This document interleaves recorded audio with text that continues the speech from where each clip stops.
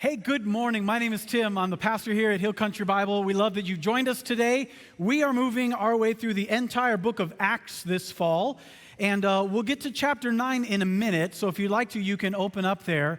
I need to tell you two things before we get to Acts chapter 9, because I need you to get something out of Acts chapter 9 that if we don't take the time to separate out ahead of time, I don't know that we can catch up in process. So I'm going to tell you two things before we get to Acts chapter 9.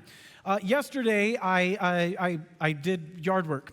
And as such, I was at Lowe's many, many times. Because here's what happened. As we dug out plants that had died to put in plants that were new, I had inadvertently nicked one of the irrigation pipelines that I didn't discover until I thought I had finished the job and planted everything and put all the dirt in and turned the sprinklers on, and water shot forth from the earth, and it was not a geyser, but it was my busted pipe.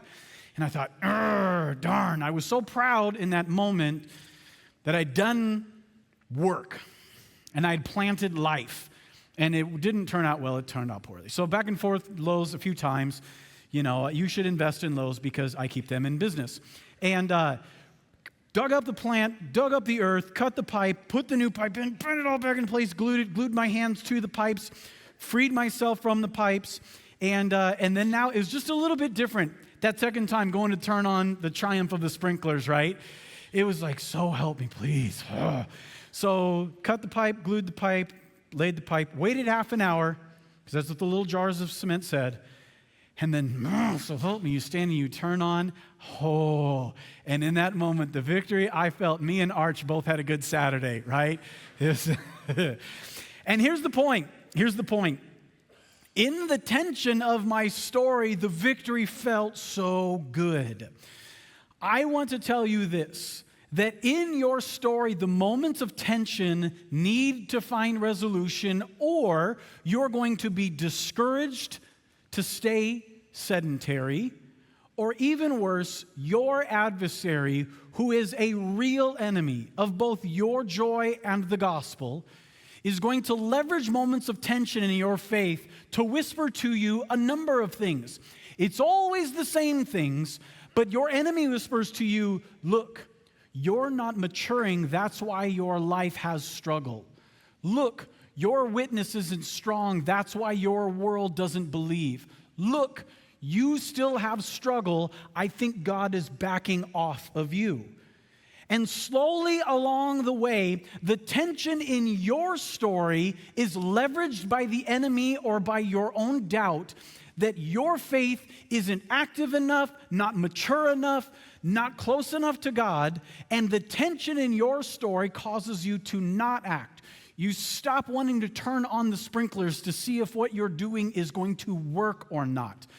And in Acts chapter 9, we're going to read the story of a man who was working so hard against God, but the way Luke told his story of a changed life unlocks layer after layer of tension that's met with faith. Tension that's met with faith. Tension that's met with faith. As a matter of fact, it lays out really well against this truth, not just in your everyday life, but any good story that you care about. A movie you go back to, a book you read again and again, you care about the person because every step along the way, there's tension in their life that's met with growth.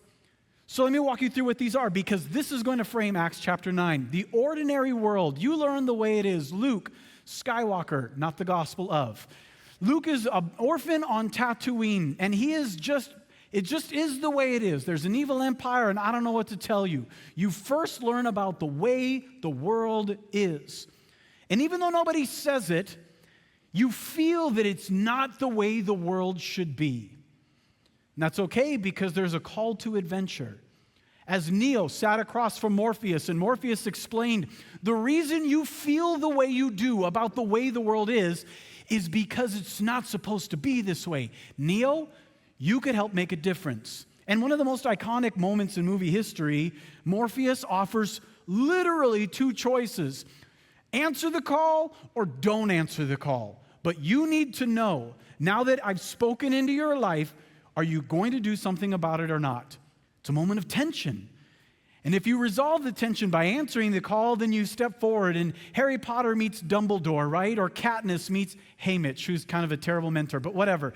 And these heroes, they've transferred. They've felt the way the world is. Someone has called them to do something about it, but they're maybe at a moment like you are in your walk with God.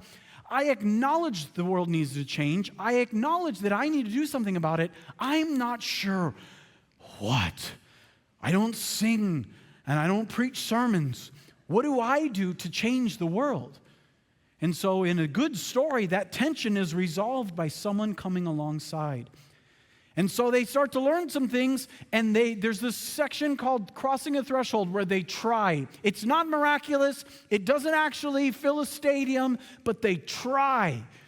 In Neo's world, he actually goes back into the matrix, now not to be a part of it, but to change it. And then along the lines, as you go to start trying, and you're trying to change the world around you, you're trying to do the things you've learned from your mentor, you start to face tests and allies and enemies. And here's my point.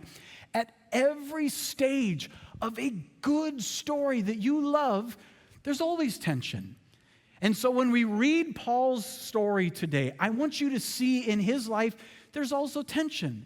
So that at the end of this, you see in yourself the same confidence that God is not far from you and you're not far from God, but that you have a chance to keep saying yes to every subsequent step that God calls you to. So, with all of that said, that's a big porch for a small house, right? Let's open to Acts chapter 9 and read what he called Paul to. The ordinary world, Acts chapter 9. But Saul, still breathing threats and murder against the disciples of the Lord, went to the high priest and asked him for letters to the synagogues at Damascus, so that if he found any belonging to the way, men or women, he might bring them bound to Jerusalem. Now, as he went on his way, he approached Damascus, and suddenly a bright light shone around him. The last story we read together in church, maybe you're reading on your own, but the last story we read together in church is that Stephen was trying to tell people, whoa, better than the promise of the land, better than the giving of the law, better than this temple itself is Jesus. And so I'm going to call you to him as a symbol, or all of these things are symbols of him. And that made some people real mad, people like Saul. And so we met Saul at the end of chapter 7, and now we're brought right to him at the beginning of chapter 9, that Saul just sort of hated those people. And it's because the way the world was. They were far from God, and Saul is one of the people who, you've already known, learned some things about this. He's a Pharisee. What's a Pharisee? It's somebody who's so convinced that if we try a little harder to be a little better, God will finally be happy with us and he'll come back. And this deep sense of hurt and fear and doubt produced in people like Saul, who is a Pharisee, a passion to do more and to expect more in others. Now, I shared with you a few weeks ago that because of the life I've chosen, because of who I am, my dad no longer speaks to me. He's done with me. And so because I've got in my faith, I've got room for opposition. I don't really think it's persecution, but I think I'm opposed. Because I have room in my faith for forgiveness, and because I have room in my faith for the responsibility for anybody to choose Jesus on their own, my knowledge of persecution and forgiveness and the responsibility of man, I'm at peace with where my dad is in my life. But if you roll back the clock 32 years, 34 years, I was not at peace in my relationship with my dad at all. My junior year of high school, I played 3 sports. Now, if you want to call golf a sport, that's up to you, but I played it, okay? I was in AP classes, took the tests. I was elected student body president. I worked a job, and on top of all of that, I went to Sunday morning church, Sunday school, because you were a good Christian if you did Sunday morning church and Sunday school. I was a super Christian, though. I also came back for Sunday night church. Watch out. I was for sure going to go to heaven. And I also did Wednesday night small groups. So student body president, AP classes, every season of sports, work, and every last little crack around all that schedule, I was involved in church. I think my trauma was showing a little bit, that I was trying at every turn so that my dad would notice. Maybe if I played another sport, he'll come to one of my games. Maybe if I won more awards at another assembly, he'll show up. And he never did, not once. I played a total of like 13 seasons of sports in high school based on all the accumulated years. My dad came to 0 games. My dad didn't go to my own graduation, and I spoke at it. And so I know the weight of feeling like the world isn't the way it's supposed to be, and I know what it's like to just work a little harder to get your father to notice you. And you've got to know that Saul was a Pharisee out of his sincere desire to get God to come back. God, we're sorry we're not good students. God, we're sorry that we aren't winning more games. God, we're sorry. And so he would force his will on others as well. So much so that he was a zealot. Did you pick that up in verse 2? A zealot was more than just a Pharisee. A zealot was somebody who was so angry at other people for not trying as hard as I'm trying, and you're messing this up for me, that I would just look to kill you. If you were actively pulling people away from what I thought was right, I'm just going to hunt you down. And so Saul, in this deep sense of woundedness and shame and this perpetual, convincing that he was not enough for God, he was not just a Pharisee, he was a zealot. Saul was about it because he was convinced the way of the world wasn't the way the world should be. So, it's to this moment that we get to verse 4. Verse 4 says, falling to the ground, he heard a voice saying to him, Saul, Saul, why are you persecuting me? And he said, who are you, Lord? And he said, I'm Jesus, whom you're persecuting. But rise and enter the city, and you'll be told what you are to do. I mean, right off the bat, right? You see this moment because you've read it before in Genesis, where Adam created a gap between him and his father. And in the gap, God calls out to Adam, where are you? And Adam replies back. And if you're in the room today and you feel the gap and you know that your life isn't the way it's supposed to be, can you please know this, that God is calling out to you. He loves you specifically, not generally. Why would you be in this room on this day if it wasn't for the fact that God loved you specifically? And he's calling out to you. Could your heart start pounding a little bit right now in this moment, believing that as this moment unfolds, that God is speaking right to you, not to a church, but to you. And so this moment, just like in the beginning, God calls out. And Paul says, who are you? And his answer that is Jesus. Because that God that steps across the gap, man, do you see why as a high school kid, with all the weight I put on myself to get my dad to pay attention, do you see why I love this Jesus? That he calls out. He steps across. He puts it on his back, and he makes it right. Now, I want you to see this as truth, not just a Sunday school story. This story is not likely. It didn't have to happen this way. This is one of the most desperate, committed, celebrated Pharisees. He flexed which school of Pharisees he graduated from. And he hated Jesus, and he hated sellout Jewish Christians. And Jesus calls to him. When Matthew was writing his gospel, he wrote down the names of the first 12 men that followed Jesus, walked around with him. Those are called the disciples. Later, they'll be the apostles. In chapter 10, Matthew wrote down the list, name by name. Now, I think something remarkable happens in this list. See if you can pick up on it. You don't have to read Matthew chapter 10. Simon, who's called Peter. Andrew is his brother. James is the son of Zebedee. John is his brother. There's Philip, Bartholomew, there's Thomas, there's Matthew the tax collector, James the son of Alphaeus, Thaddeus, Simon the zealot, and Judas Iscariot, who betrayed him. Did you pick up on the tension in the story? He's just naming names. There's a bunch of disciples. And then he says, Matthew was a tax collector. Do you know what a tax collector was? A tax collector is a Jew that agreed with Rome so much that I'm going to help them collect taxes from you, and I'm going to lie to you so that they get more and I get more. And then he keeps naming names, and then he says Simon the Zealot. A zealot is a person who was so angry at people who cooperated with Rome, he killed them, and they're in small group together, and that is an awkward small group, y'all. There's tension in the story, and I need you to see it in the Bible because the Bible wants you to see your life in it because it wants you to know that the God who is alive and active, who's calling out to Adam in the garden, calling out to Saul on the road, calls out to your oikos now. The word oikos is what we'll read over and over in the original language of the book of Acts. It's just a relational world. That when the gospel hits me, it now has access to everybody I know in my relational world.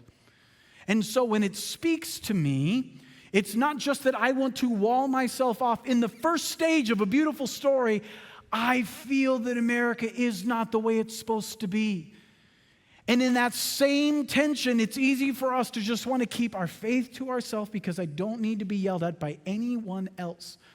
And I'll come in this space, and maybe the most courageous thing I'll do is I'll sign up and I'll volunteer in a ministry, or I will be part of a small group where probably no one's going to want to kill you. It's going to be better than that.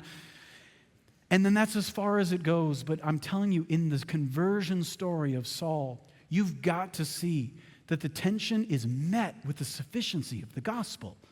And that this God that speaks to people, Jesus called a tax collector and a zealot into his small group to follow him. Whoo! That is some confidence that Jesus knew that the world could change. I say this because it's easy to think that America is too far gone. They're too contentious, they're too misled, they're too deeply passionate about all the wrong things, or your friend is too far gone, or your kids are too far gone. And so we read this story like it's fiction, like, oh, that's a good Sunday school story. I'm so glad that Jesus spoke to Saul on the road to Damascus. But nobody speaks to people anymore in Cedar Park. Nobody speaks to folks anymore out in Round Rock or in Leander. This is once upon a time in a land far away, but it's not for the moment I live in, Tim. I just believe that this is a moment that's real. It's fact, not fiction. And I believe that God that spoke is still speaking. The story goes on, and it says that Paul does yield to Jesus. And I keep switching, Saul and Paul. It's the same person. And in the change that happens in his life here, he literally wants his own name to change as a result. Saul accepts him into his heart. He prays the ABCs. What Saul does is he moves all the weight of the burden he felt that he was trying to solve with being a Pharisee, being a zealot. He transfers all of that weight into the hands of Jesus, who holds it. Paul was struggling, and Jesus holds it. And so Paul, is so caught off guard with what he sees in his salvation that he moves his confidence from himself to the hands of Jesus. And is beautiful. So as you start to pull these steps together, you see and feel, and you know the way the world is. You've been called out of it, but you're going to be called back to it. Paul was called out of the world so that he would make the world the way it was supposed to be. Neo or Luke or Harry Potter were all called to go back in. They wanted out. They wanted out real bad, but they were called back in. So, as we read the rest of the chapter, we see another important step, just like we learned in a great story. Okay, I've got the burden. I want to do something with this tension. What do I do? Well, God brings people into your life.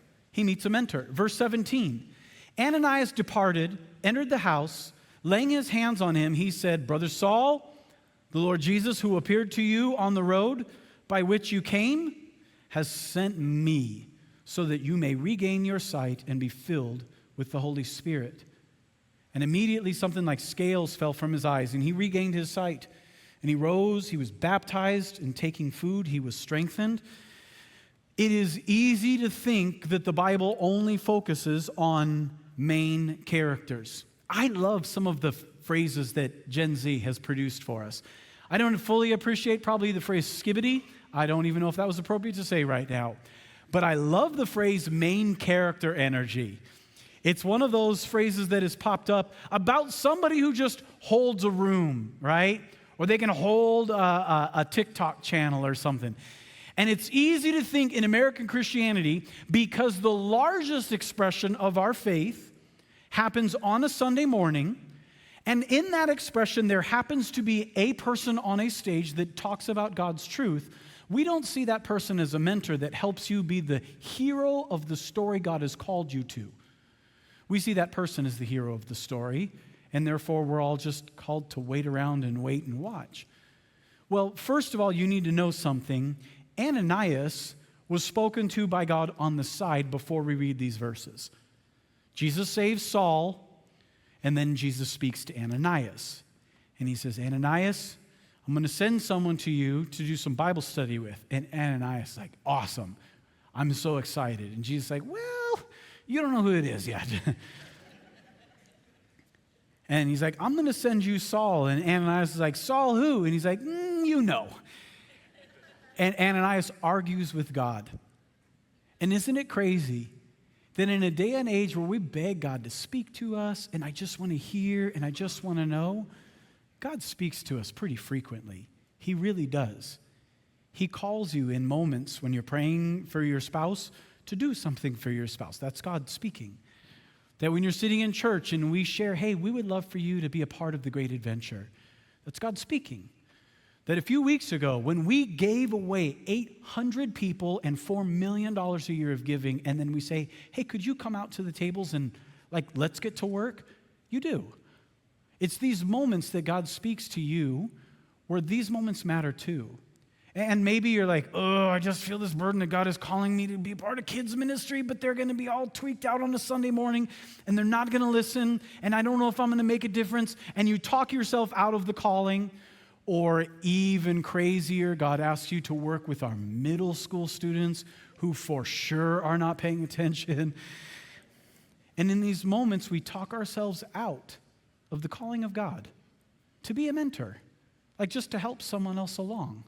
Because it feels like the enemy has distracted you so badly by what it's going to take to change the whole world that you downplay the part of the world that God has called you to.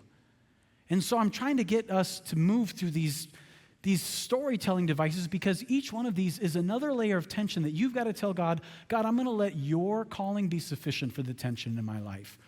And I wish it was all fixed, and I wish they would all agree with me, and I wish everyone would drive the exact right speed on the freeway that I have chosen. But God, every layer of tension I feel in my heart about the way the world is, I'm going to submit to you. And I'm going to let you send someone into my life, and I'm going to come alongside. Or maybe you've given your life to Christ recently, and you keep watching, and you're watching us plant the word in your mind, and you know that we call you to habits that that change your character. But he's asking you to step out of just you and him, this is the worst, into relationships in your church, where you got to deal with people. And you're the best, but some people aren't. And so for you to be called to find a mentor in a small group, or to join men's ministry or women's ministry, it gets high risk. The further you walk from planting the word to rooting yourself in habits to growing relationships that shepherd and shape, it's higher and higher risk. But if you don't answer these calls to resolve the tension, you're not going to have the courage at the end of this story. And you're not going to have the courage for the end of your story, which is to be called out of the world the way it is, to change the way the world is. So, he finds a mentor. And then what happens next in a good hero story is that the hero is asked to cross a threshold. Like Neo has to be called back into the matrix to do something about it. Luke is called into the fight to join the rebel base on Yavin, right? These are the moments. And so crossing the threshold looks like this for Saul. Immediately, he proclaimed Jesus in the synagogues, saying, whoa, my bad, he's the Son of God. And all who heard him were amazed and said, wait a second, isn't this the man who made havoc in Jerusalem of those who called upon this name?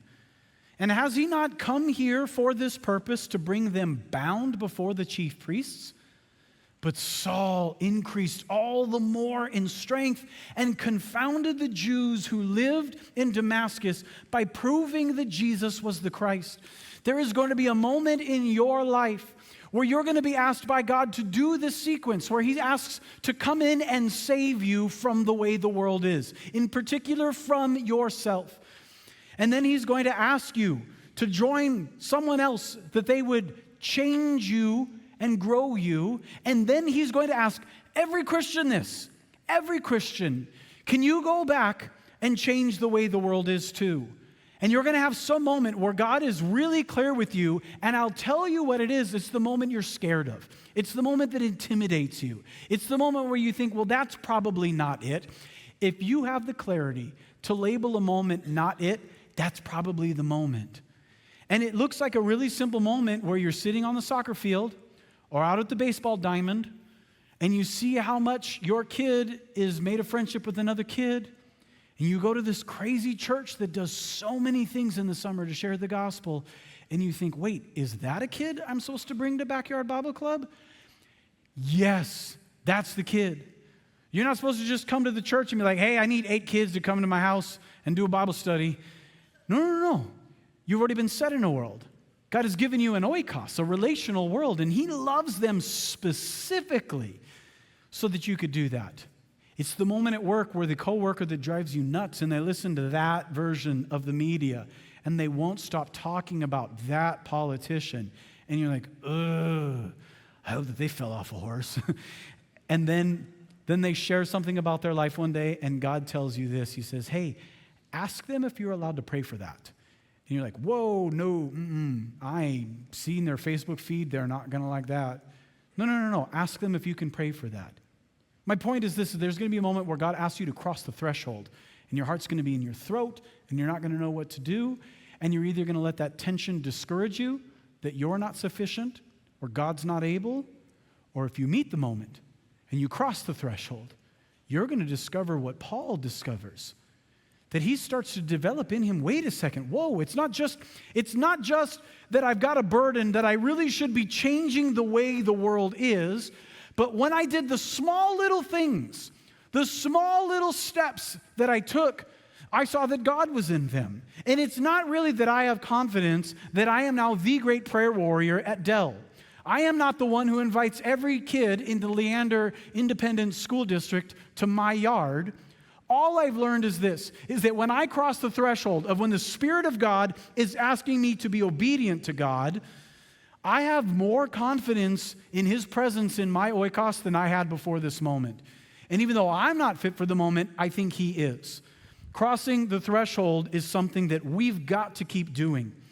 Hill Country has to maintain the priority of gospel sharing. It is not the mark of an immature church that can't figure out other things to say, so every week we want to say, well, did you know that Jesus died for you and rose from the grave? No. It's because we've got to transfer that awareness and that familiarity and that confidence to you because you go out to people who need it. And moving forward, we'd like to share with you each October those parts of the world that we support globally. You see, Hill Country Bible Church doesn't just do work here in Greater Austin to saturate it with the love of Jesus. We actually support work around the world. Now, some Christians, they know this. They get it. They're like, I love that about you. Some Christians are like, why do we send money to Ghana? Why do we support work in France where people take vacations in France? Well, let me explain to you. Our global outreach department has a tight focus. We invest money in Christians who are willing to answer the call, to be trained, and then cross the threshold into places where there is little or no gospel witness. We send literally because it's actual Bible verses, but we send and support because there are no churches to support the work in these places. And here's a map to let you know where we support the work. I'm blessed beyond measure. and I'm able to go and see and support a work we help in West Africa next year. They do ministry in a large area. You want to know something cool? He's native to the country of Ghana, and his name is Austin. Man, you want to talk about a partnership built in heaven. They do ministry in a large area, including a region where there's active persecution. But because persecution is in my faith, I'm aware of it. And it's like, oh, okay, God, that lives there. I get it. I know it's important. I should go. The opposition doesn't mean I shouldn't. It means I should. To be present, to encourage, to share the workload. It is our joy as a church to send support in places where there is no native support, to cross the threshold and enter the fight to change the world, to help those who do ministry where there is no other ministry is a joy I can't communicate in a sermon. You just got to be there. And so as we consider, or you consider maybe joining one of our teams this coming summer, this is an opportunity for you to practice crossing the threshold so that you would be encouraged by what God is doing around the world, but that you would then do it on your own, in your own world. You don't understand the life change in Saul if you skip all of the tension that lives. But if you acknowledge the tension, then you can see yourself in what God is doing around the world and in yours. So the story, at least where we're in today, he begins to face tests, build allies, and he builds enemies as well.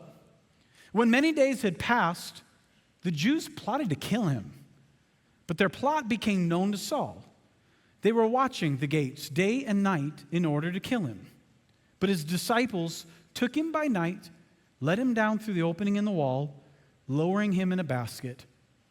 And when he had come to Jerusalem, he attempted to join the disciples, and they were pretty afraid of him, for they didn't believe that he was a disciple. Tension again. Saul comes back to Jerusalem, and he's like, hey, sorry, some of you saw me at the killing of Stephen. And now I walked into the back of church, and let me tell you, the church security team were checking their earpieces this day. They had eyes on a subject. And Saul says, you've got to understand, I need to sit with you and be a brother with you. And they weren't sure what to do or think about it. And you know what convinced him? He began to share with them, you don't understand, it's not just that I believe, I'm allowing the gospel to move through me to others. And they said, wait, what? Not a lot of Christians take that many steps. Not a lot of Christians keep feeling the tension and letting God resolve it in them, taking step after step. And so Saul, what? You're sharing the gospel? Saul says, yes. And so Acts chapter 9 actually ends, for once in a long time, it ends on a happy note. Verse 31, the church throughout all Judea and Galilee and Samaria, it's starting to look like Acts chapter 1, verse 8, had peace and was being built up. And walking in the fear of the Lord and in the comfort of the Holy Spirit, it multiplied. I say it all the time, I'm so sorry.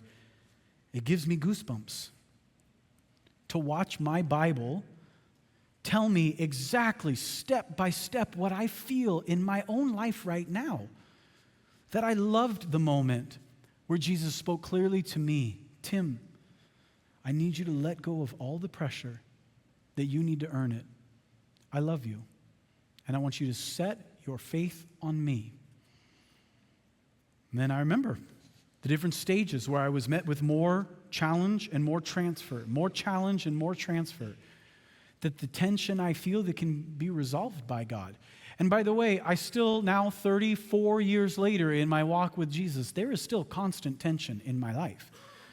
But I know how God meets it. Along the way, he moves me through tests, and he builds me more allies, and I produce more enemies. But I know how to handle it because I've seen this before.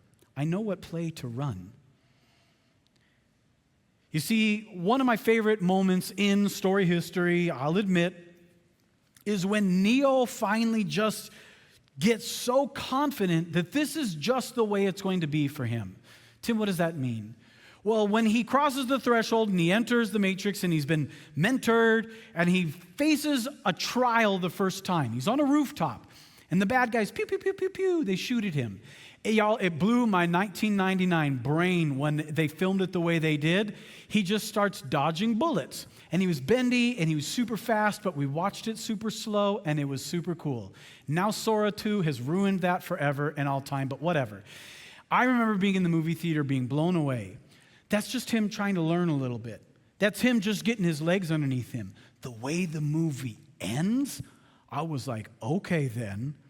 The way the movie ends is those same bad guys send a new, fresh volley of bullets his way. And Neo at that point says no. And the bullets freeze and they drop. Because there is something about him that has a confidence that he's like, no, I know the way the world changes now.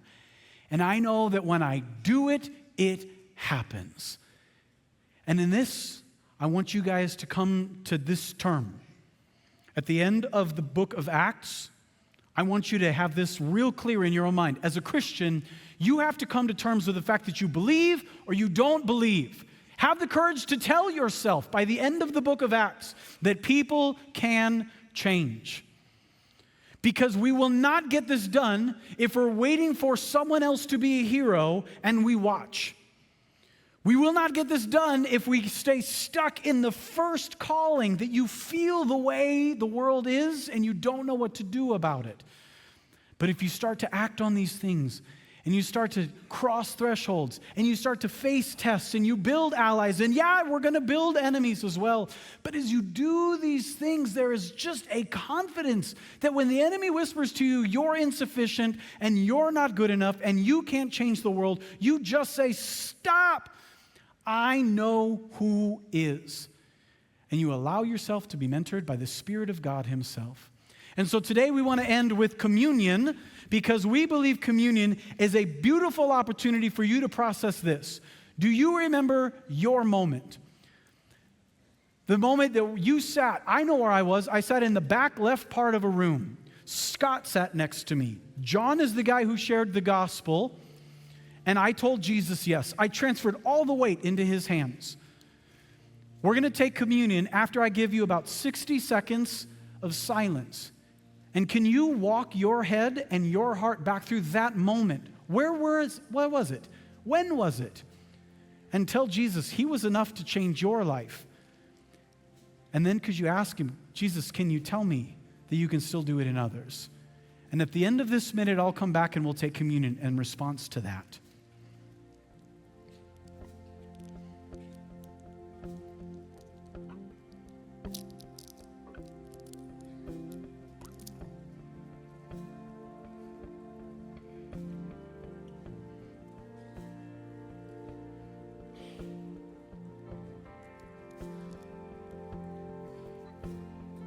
Jesus, I held all the weight of my own life in my own hands. And then you told me that you stepped over the gap and you asked me to give my life to you. And Jesus, from that moment, you have never once let me down. Lord, all these decades later, I still feel this constant tension that the world isn't the way it's supposed to be. And Jesus, I'll admit, sometimes I feel like the opposition out there right now makes me just want to mail it in and consider that the life that you've changed in me is enough, and it could probably just stop with me. But Jesus, your body and your blood were spilled so that you would redeem everyone. And you say that if you're lifted up, you'll draw all men to yourself. So Jesus, as we take your body and as we take your blood, Lord, I pray that we would drink in the call to cross the threshold. Lord, I pray that you would put someone on our heart that we don't know if you can change their life, but that we would tell you that we believe you changed ours. In your name we pray, amen. So peel back that top layer and take that piece of bread, and we're going to thank him for changing our lives.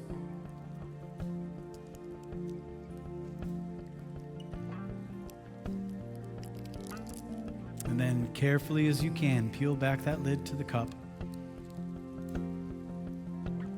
the only blood in all of history that was pure, the only blood that didn't need to be spilt, was spent. He redeemed you, and this is powerful enough to redeem others. Let's drink as well. And to sort all this out in our heads and our hearts, we'd love for you to close with us in worship. Would you stand to your feet?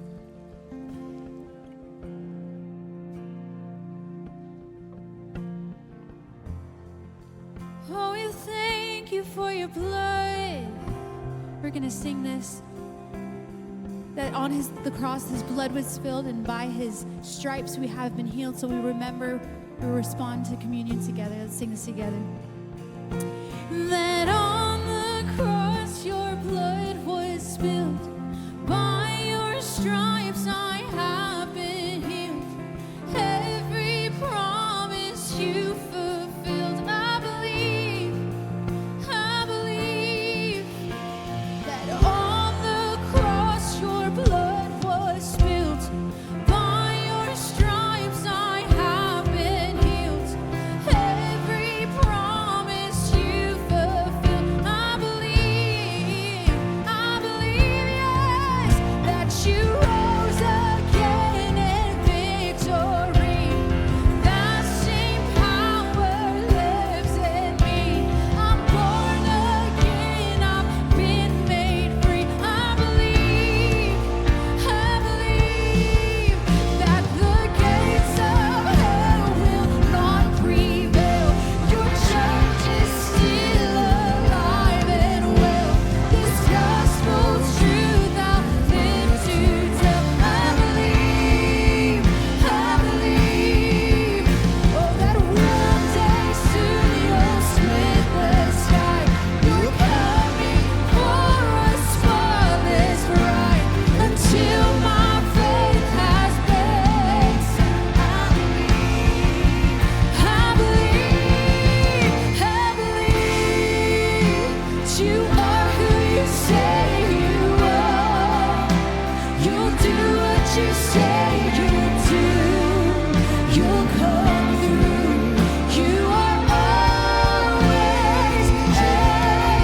I believe you already made a way. I'm running through crowded ways, straight to you. You are always faithful. I believe, yes. Oh, there's power in your blood, Jesus. Oh, we believe that on the day I've run my race, I'll finally see you face to face. Nothing then will separate. I believe I'll join with every tribe and tongue. Will bow before the Lamb of God, singing holy, holy, holy one. I believe.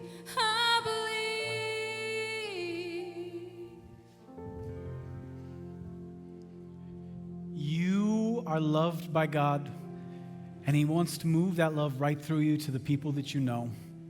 And so as we continue to walk across the book of Acts, that same confidence that infected the first church, we are praying that it infects us as well. And so with this, if you would like to be prayed over, we've got a team that would love to pray over your life.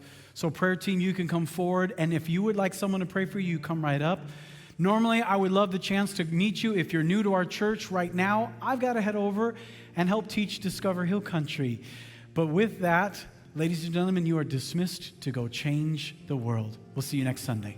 Bye-bye.